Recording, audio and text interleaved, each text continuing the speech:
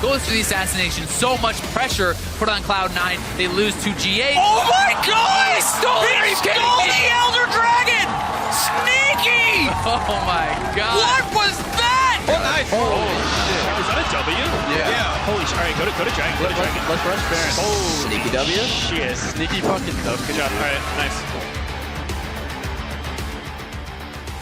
More awesome moments from the NALCS, and you can expect to see that all throughout the playoffs. Welcome back, everybody. You can expect to see an awesome Game 3 as we're headed into it now between Envy and Cloud9, two playoff teams that are now tied here after a pretty crazy long Game 1, and then Cloud9 turning it on in Game 2. Yeah, and a lot of that Game 2 is focused around Jensen. He actually tied a record for most kills in a single playoff game with 14. Cop has the other games where he was able to get 14 kills, but that just speaks to the amount of focus and the amount of dominance that came through the mid lane in that last match. Yeah, that Meteos triple kill at the end of the game. Could have been a record, but still. Jensen, he's actually been getting more and more attention from enemy junglers, but this hasn't been the case here. They've actually been kind of playing to him from Cloud9's side, and they just don't seem to have as much pressure on Envy. They're a little late to the draw. They got the bottom turret first, and they still weren't able to actually go towards Jensen's lane and push him out. Ninja was already just so far behind at that point. Yeah, also, I do feel like Seraph had a really poor game there. His gangplank was already picking freely into a bad matchup, but he just didn't do enough to survive. He got camped a little bit. That was a little bit out of his control, but then just got killed over and over again. Like, there really wasn't much he could have done afterwards. It just really hurt them that he was not a factor at all. You got to think of what other variables you get to work with when you don't have to go back to a lane anymore as a jungler or as a team. You're free to do whatever you want. Yeah, that guy pretty much gets to do whatever he wants there. And that's what I love seeing from Meteos is he knew how much he had to give to that lane and then stop giving to that lane so it can go ahead and dominate by itself, and he's needed elsewhere. Some people will actually continue to camp that lane to snowball it more, and the other side of your map might have attention from the enemy jungler. But he played it perfectly, and I think that, thinking back to this matchup, Impact versus Seraph, Seraph called Impact his final boss. He had always looked up to him back when he was in Korea, and he's really been an idol for him, but getting smashed like that. Yeah, you get 3 tries. You don't have too many lives left. It isn't like you get to continue on life 0. It doesn't work like that in this game. So continuing with the series, Cloud9 recovered well from their Game 1 losses we saw, and Sneaky shares what this playoff run means to him. There's definitely a lot more emotional investment this time around.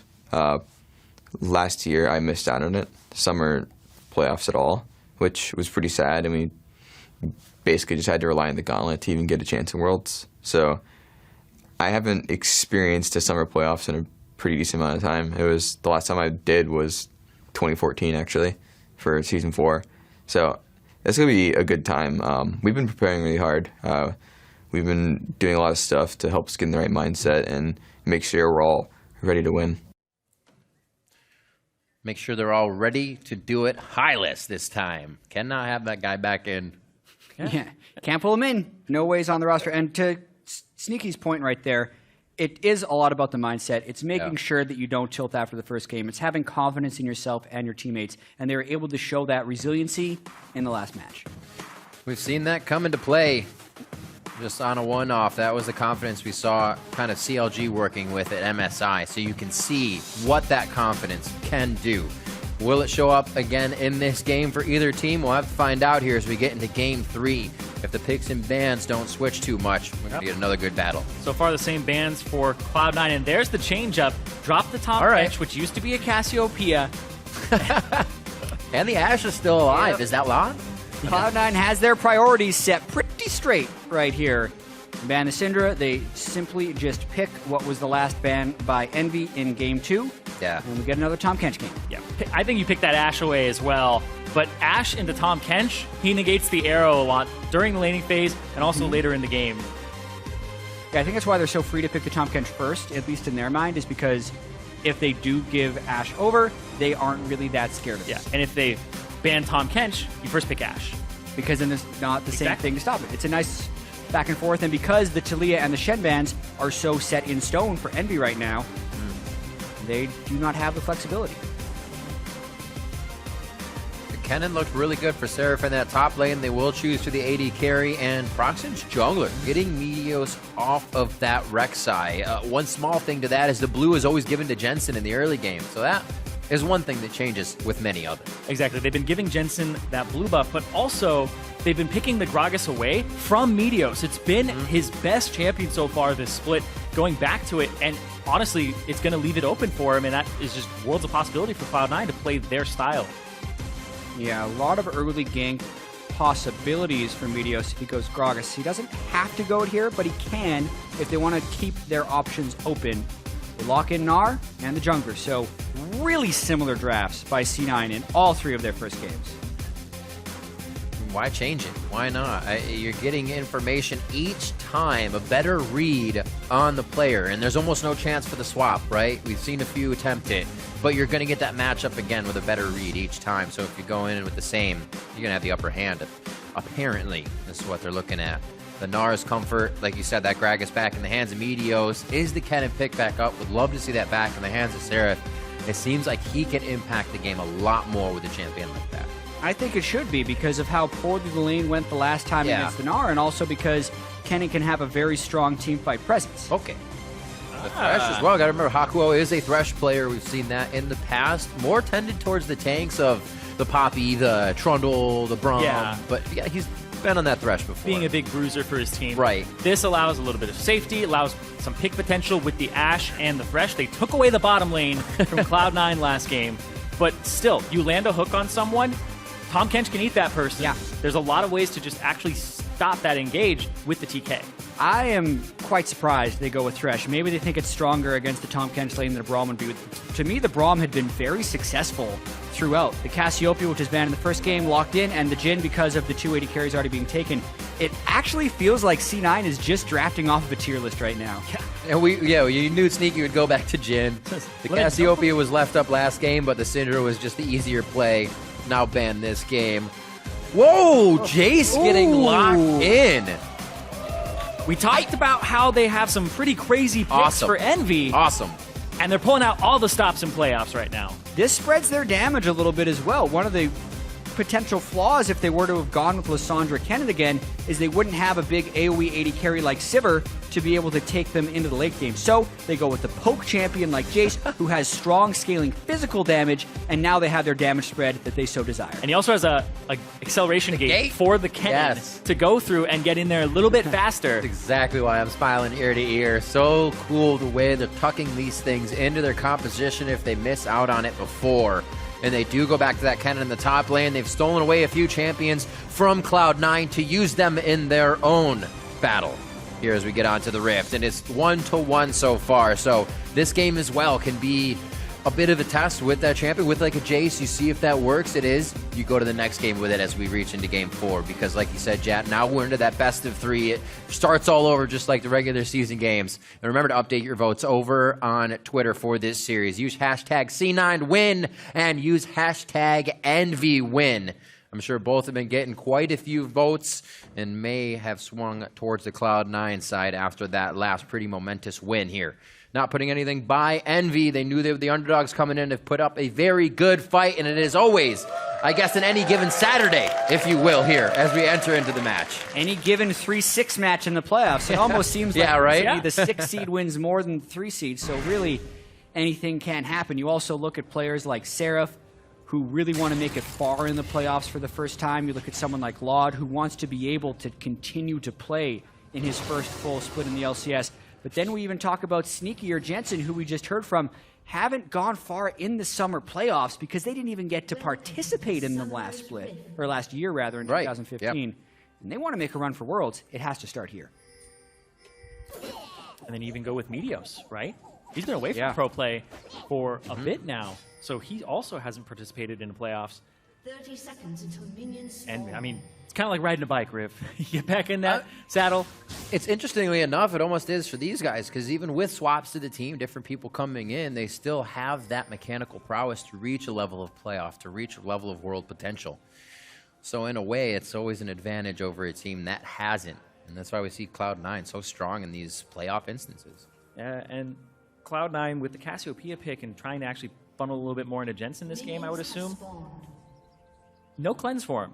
So he actually was hovering cleanse before, swaps to the Ghost to just have a way to actually get his DPS out and avoid the Kennen a little bit better. But that makes him susceptible to these Ashe arrows. It does. especially in the laning phase. I think once he escapes the laning phase, the fact that he has the Tahm Kench gets him away from having cleanse. And it definitely feels like a trade-off of between the basically 8 and 20-minute mark, he's going to be vulnerable. But in all other phases of the game, the Ghost will be better for him. I definitely agree there. And looking at these masteries, the Jace with the Thunderlord looks like it's just a combo Jace there. Some Jaces will go Fervor because they hypercharge. Get 3 really fast shots off. But instead, goes with the Thunderlord, trying to look for burst. If you kill that Cassiopeia really quickly and he has an exhaust on top of it to boot, he can go for some all-ins. That makes it very nice. You get an upper hand in the lane very, very quickly if you can get that advantage. Just keep pounding out with that hammer. Very even in trades here at the bottom. We always see Hakuo in here in these last two games, I should say, going at it, popping those biscuits, and then holding on. Coin start for Hakuo here, actually on the side of Thresh as well. So that they're actually getting maybe Talisman of level Ascension 2 speed later as well. Loud was focusing on minions with his last few attacks. Rangers down as well. Eating up on Hakuo. They go for the attack, and it's going to be the takedown. Sneaky with the last bullet as well. And they may not be able to get another lick here to make it count. That's going to be the shot. A double kill for Sneaky. You can't disrespect the Tahm Kench damage early in the CC from having a stun and something that takes you off the map. Complete disrespect. You also can't disrespect Sneaky's Jhin. He was the first one to master the champion. It's not his most played, but he knows exactly what he is doing. Smoothie is level 1, but he's a minion away from level 2. And Sneaky has the 4th shot. He pops it to get a bunch of damage. That's the thing about Tahm Kench's melee support. If you get into an extended duel, he will destroy you And because the of the flash. beast. And then he still has flash. So he gets the stun with another tongue lash, and then allows Sneaky the time to pick up the double kill as well. Beautifully done by C9's duo lane. Absolutely crazy. And you're talking about those extended fights as well for Smoothie and the Tahm Kench. The guy brought Grasp. So the longer those trades are going, the more deceptive that actually is because he's getting HP back and this support is actually brutalizing you. Also talked a little bit about last game, kind of leaving a lane alone. And I don't think they're really going to have to go down there and help Sneaky and Smoothie. Meteos can really have a field day with mid and top side here. Make sure these standard lanes go in their favor. Summoner spell. Yeah. He's going to be here anyways. They want to make this worse. The horse is down. They look to kick it. Elad. Oh! The body slam into the dark passage! Godlike! Flight. He'd actually clicked the lantern, and he caught him during that incredibly fast movement speed. And this is also going to be a massive challenge for Envy as a team. They talked mid-season about having issues between the synergy of the 3 Korean players and the duo lane. When your duo lane then starts 0-3, that comes roaring back. And look at this one more time my here. God. Tongue Lash for the slow. Jhin W takes it. Boom, boom. Really well played there. It was perfect. It's a You great start timing, the too. body slam, and then you flash exactly on the moment. You only have the speed of Lantern. It was crazy. Meteos, such good timing on that. And timing on the gank as well. Lot had just got back to lane, and the wave was pushing away from him. So Sneaky was able to freeze it. Double the CS of Lot at the moment. 2 levels up. Now just 1. But, oh my god. This is awful for Lot and Hakuo. And Envy are just going to have to play from a deficit here. Here goes Prox from behind, though. Nice. Attack gets up. his flash, a few more attacks.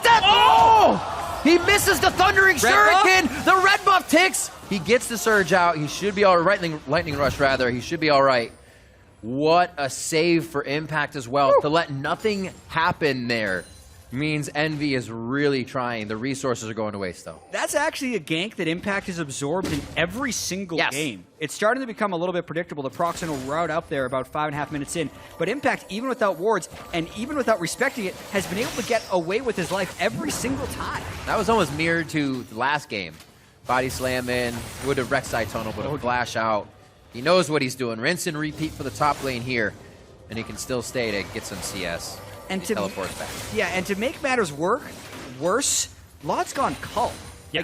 Like, if you were even hoping to be able to kind of compete, you would have gone with either a second Doran's or like boots to dodge some skill shots. The Cull here makes him so susceptible. I'm actually expecting a turret dive when Meteos hits level 6 to just brute force down on the bottom side. Which will actually be pretty soon. Pretty soon, yeah. Be in about the next minute here. There isn't a camp for him to clear on his way down here, but it looks like he may even have it just in mind ahead of time. Yeah, Proxen's kind of on it, though. He's already pathed to that side of the jungle to provide a little bit of safety. And he's gone with the smite. Now he's 6. 6, oh god! Look out. Wolf Spirit is tracking him around. Wolf Spirit then into checking him out with the Hawk Shot.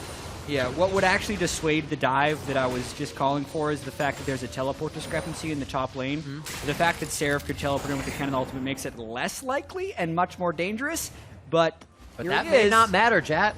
Apparently. He has the Raptor buff, so they're alerting right now to Seraph. Things may happen in the bot lane. Keep an eye if a teleport call is necessary.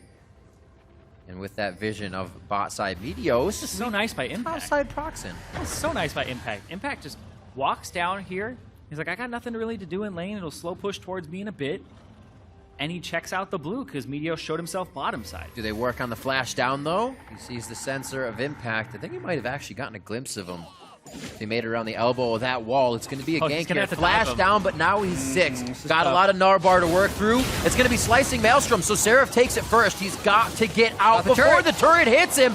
He was the one to take aggro, and Impact pulls the 1-for-1 in a 2v1. And this also tells C9 that no jungler is in the bottom side. See you later, turret. Yep, first blood on that turret will go down, and they might give it to Sneaky again, solo. And that's just a huge advantage here.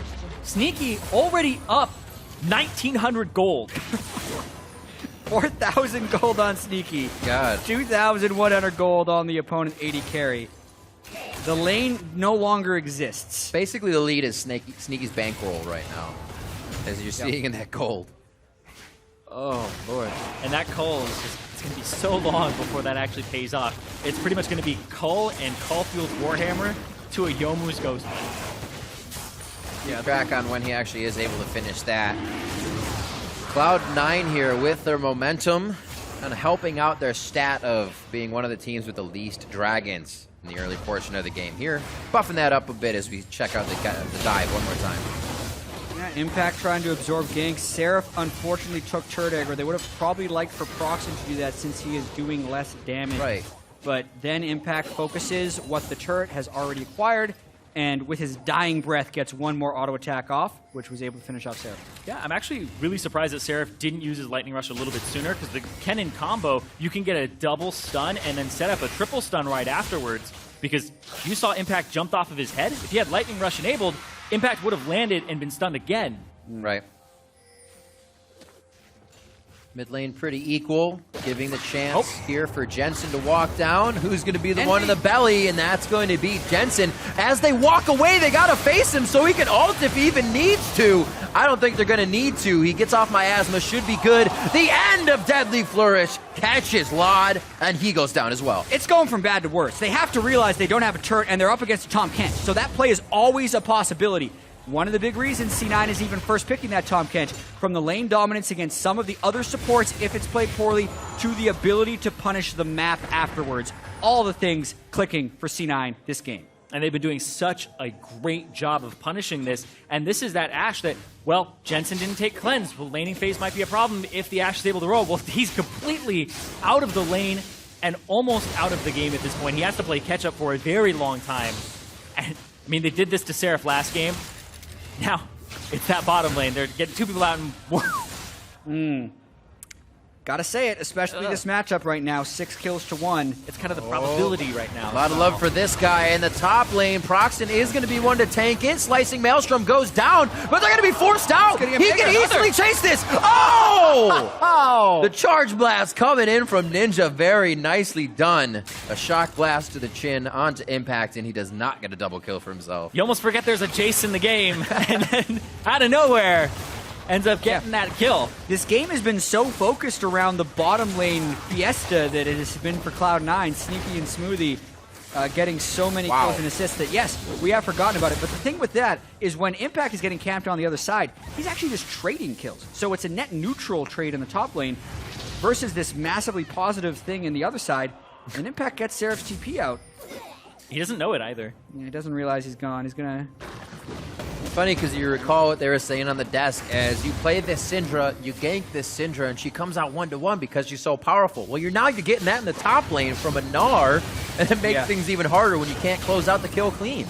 Yeah, Seraph didn't get the immediate stun. Oh, and then man. Flashes in a little bit later and almost transformed there for a little bit extra HP. The play itself had developed this nice energy. We're thinking Impact's going to get mega and pull off this double kill, and then Ninja just shuts it down.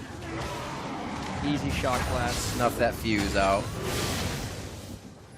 All right, not too much damage output on that attack. The wallop comes through. Nice dodge by Jensen. The activation of level 6 already trying to happen from Envy. With the arrow down, Meteos feeling pretty aggressive. Yeah, didn't actually go for the explosive cast backwards either. Yeah. It was actually kind of nice to Hakuo there. Hakuo was still at Flash and Exhaust, but it could have been a chance to at least force the Flash Yeah, out. he was also on grounded from the Cassiopeia.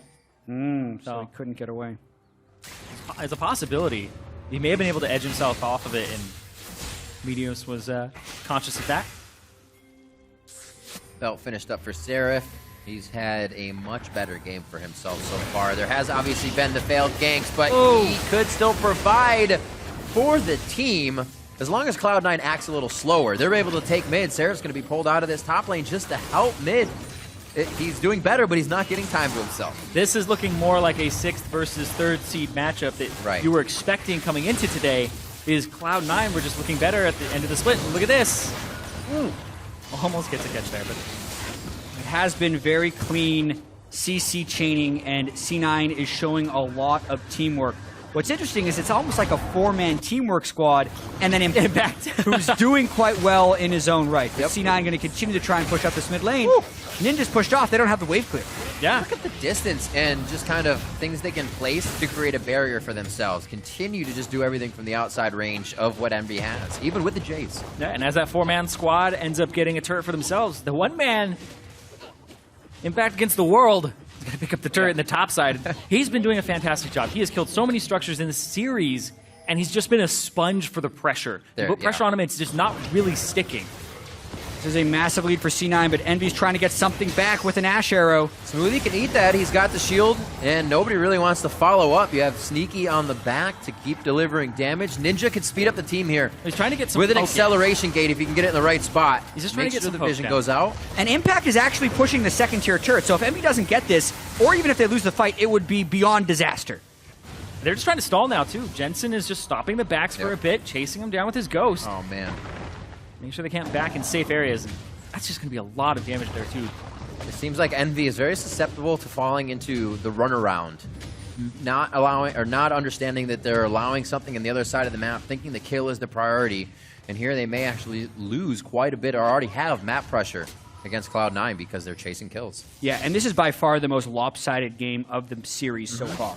We're already at that goal difference, less than 15 minutes into the game. We do know that Seraph as Kennen, he'd be good against a Jhin. That would be great if he's fed. But Sneaky's going to be going Duskblade and probably killing 2 people with his ultimate at the same time. Like, he's going to be so far ahead of the world right here. He doesn't have the Duskblade completed yet. Just a few shots land on a Ninja, and they push him out of the mid lane yet again. That build really kicks in when you pick up another serrated Dirk and get on your way towards that Duskblade. And then once you complete it, you get another Dirk. And then that third one, that's when it just feels so good to be that Jhin. And then the build picks up once again when you get Infinity Edge last item.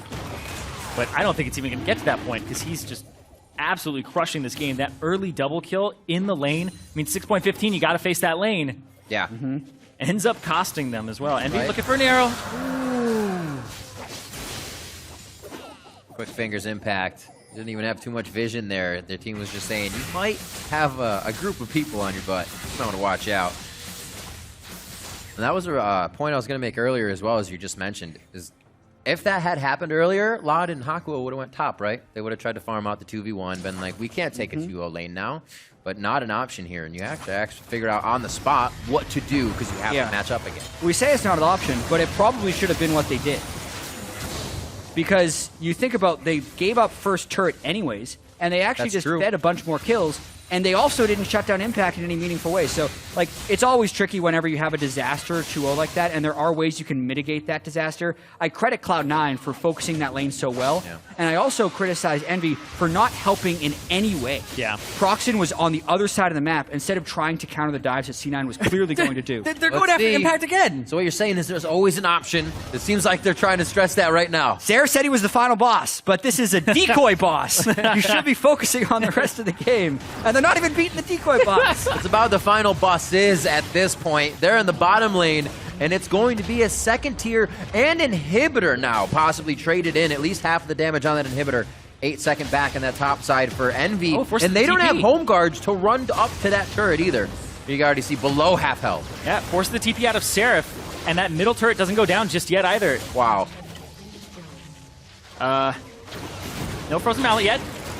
The missile Mega. voyage. Here comes the rest of the team. Bops him back, says alley-oop. You can have this one. And then he gets the kill anyway. Yeah, The best right? type of alley-oop. Off the backboard. Throws it up. Was that a three-pointer alley-oop? I think so. Yeah. 18 minutes. We gotta clean up our analogies. We're way off base. I mean, you can just jump really, really well. Yeah. 17 and a half. The lead growing. Like you said, Jad, this much different from any other game in the series here as Cloud9 has had a lead from the get-go and continue to build that lead. Missed that first shock blast, and that became crucial. Still decides to go in anyway. And then Impact, the Gnar, gets to jump away. This matchup actually happens a decent amount in the top lane. And Impact, ooh, that was beautiful. Yeah, it knocked him all over the place. And I think that was just an act of desperation from Ninja, hoping to get some type of kill back. They know they're down 8,000 gold, and he knew he'd missed the shot class, but he figured he had exhaust, he could take the duel. He was just wrong.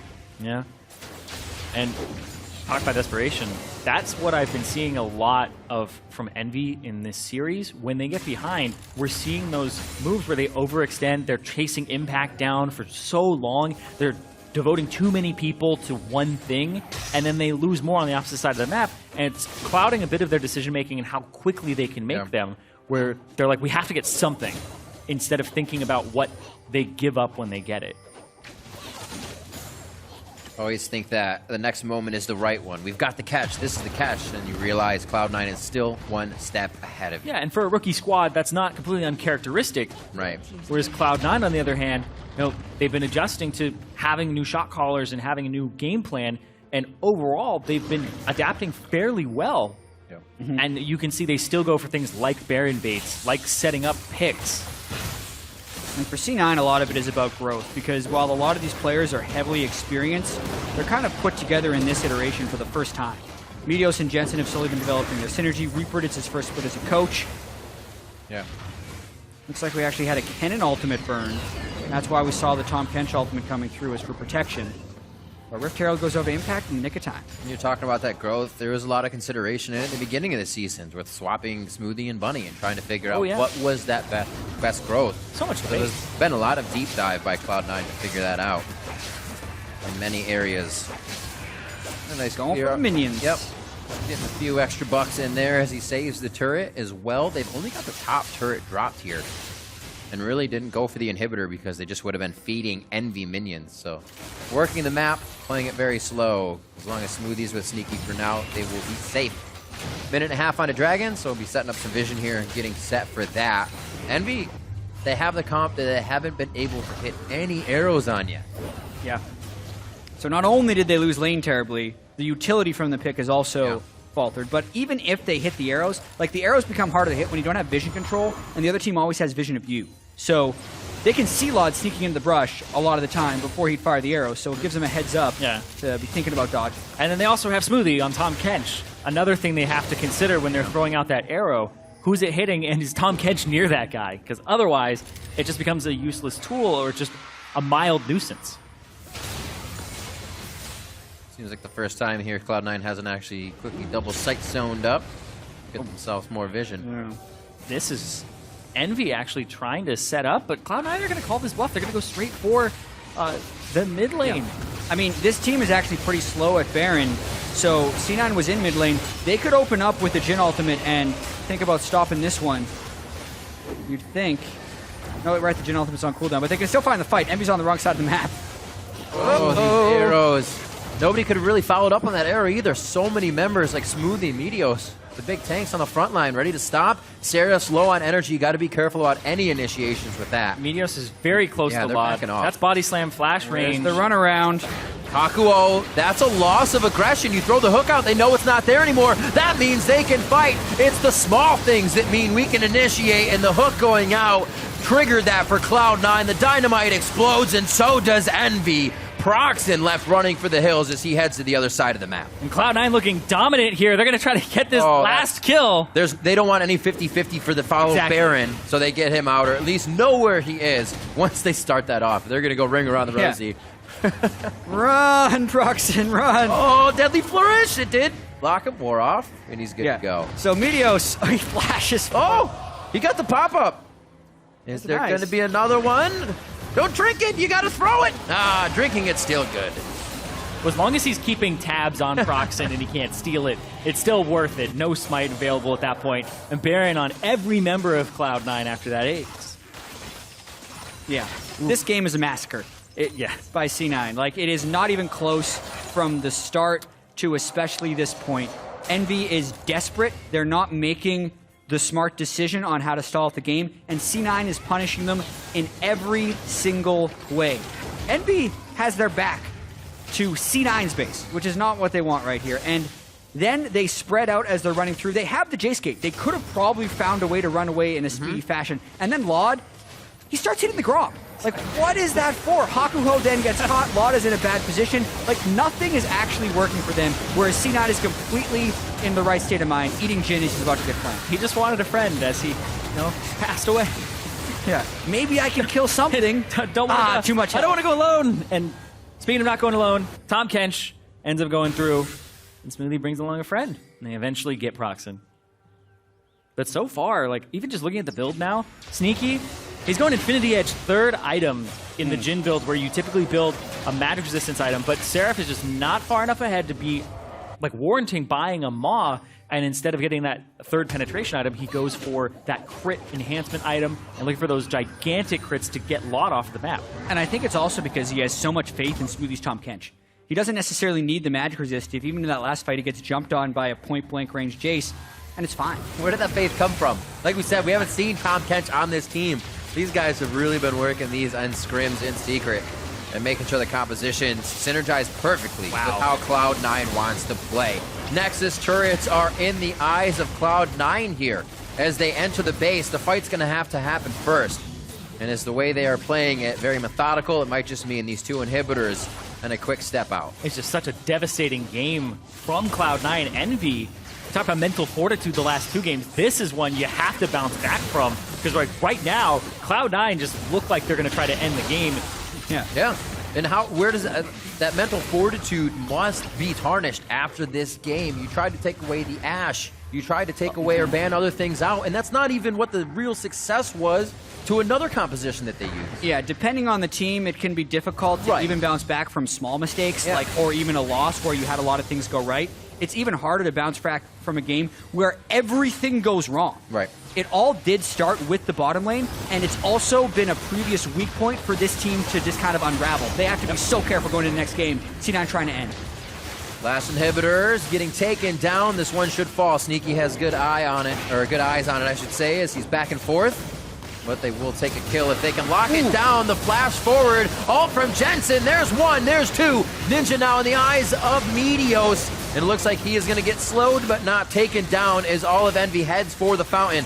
Now onto the Nexus turrets, and Cloud9 come back even stronger in Game 3 for 2 consecutive wins as they put themselves in a game point position here in the quarterfinals against Envy. This game's going to be 25 minutes on the clock, 16-2. Cloud9 bring it to game point versus Envy.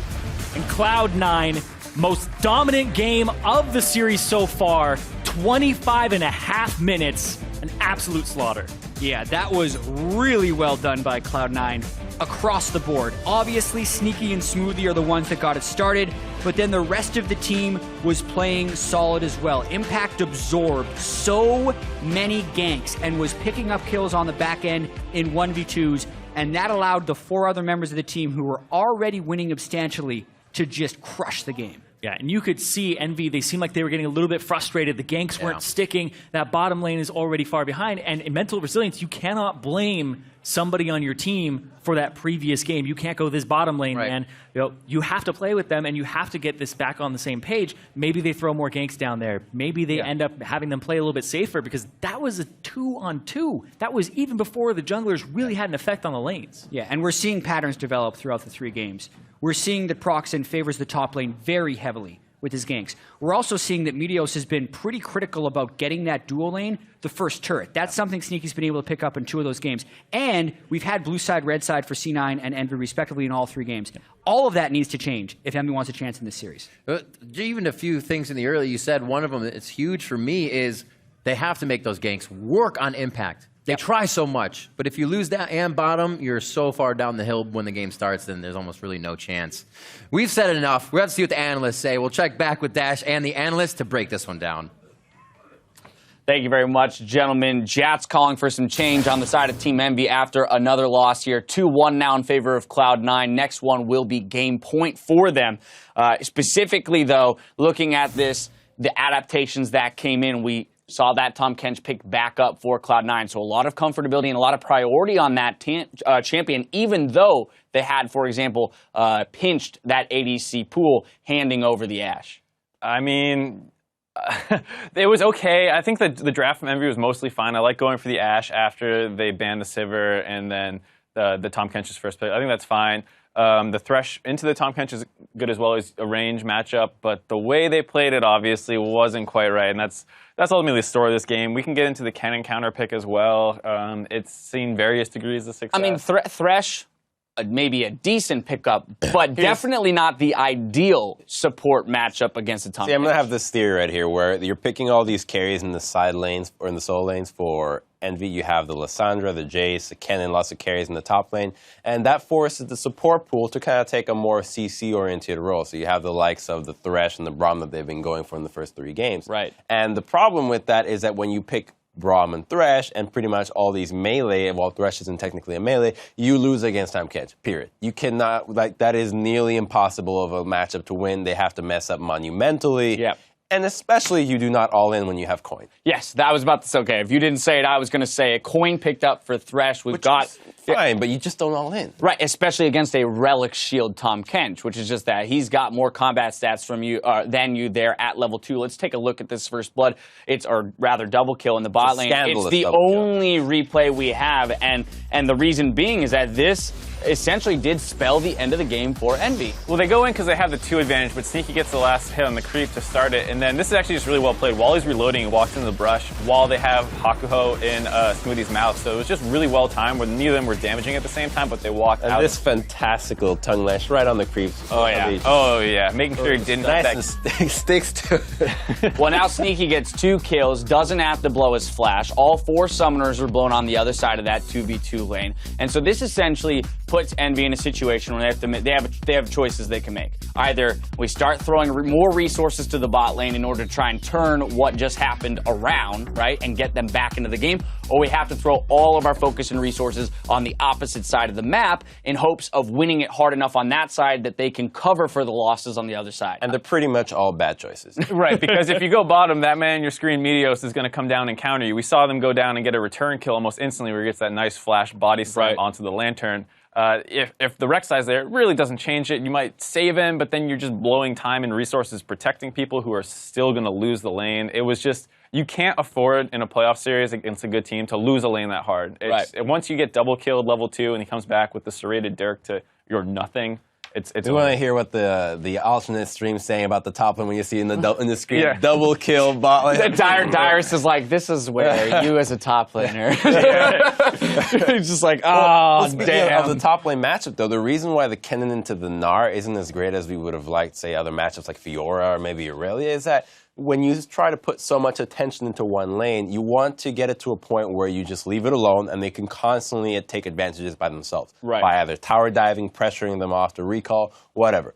Kennen can't do that. Kennen's great in the 2v1 with the jungler assistance. Kennen is particularly great at diving bottom with a TP advantage. Envy has not used a TP advantage once in this game, and you saw how hard it is to kill impact. He's playing great. So yeah, that's what's kind of weird is it's okay if you're like, okay, they pick Gnar, we're going to take Kennen. It has a good matchup, it'll have pressure, and then it'll scale really well into the late game. And Seraph's obviously pretty proficient at Kennen, but the thing is, it's not just that like they go up there once. Even in game 1, when their bot lane was doing fine, they didn't look to go bottom with the TP advantage they got. They kept going top, and so if you're going to have the game plan of constantly throwing ganks top, why not pick a harder snowballing matchup? Well, very much so. And then on top of that, the execution just needs to be cleaner. We saw traded kills back, for impact almost every time they dove him. So yes, you're picking up the kill and you're getting the assist advantage, but even so, money is going into Impact's pocket. He itemized correctly as well, this time going for much more defensive initial items to protect against those turret dives, as opposed to his Gnar game in game 1, where he went straight for that frozen mount. So smart itemization from him, an adjustment based on what Envy was doing,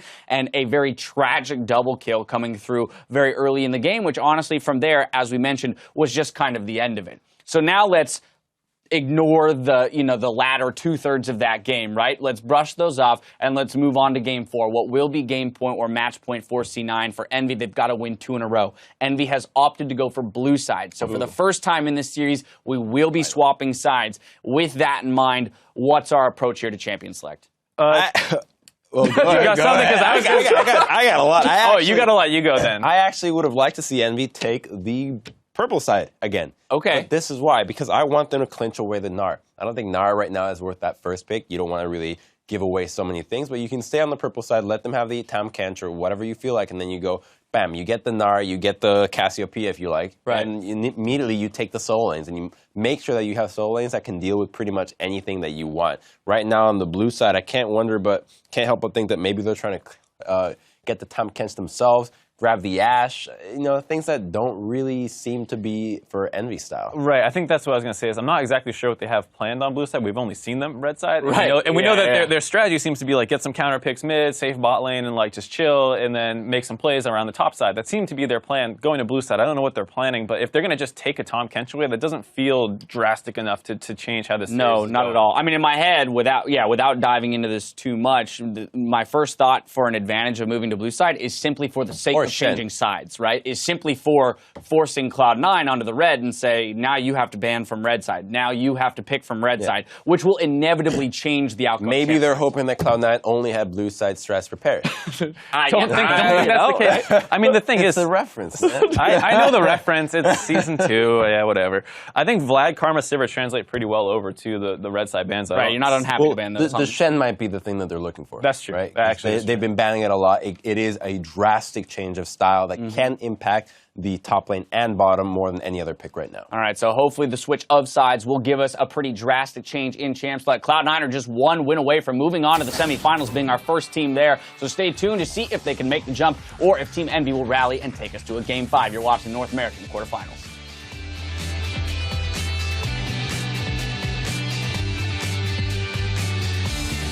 Not putting anything by Envy. They knew they were the underdogs coming in to put up a very good fight. They want to make this worse. The horse is down. They look to kick it. Elad, the body slam into the dark passage. Godlike light. I ult for. Yo, I got flashed on. Come here. I'm eating you. They can lock it down. The flash forward. Ult from Jensen. There's 1. There's 2. 25 minutes on the clock. 16-2. Cloud9 bring it to game point versus Envy.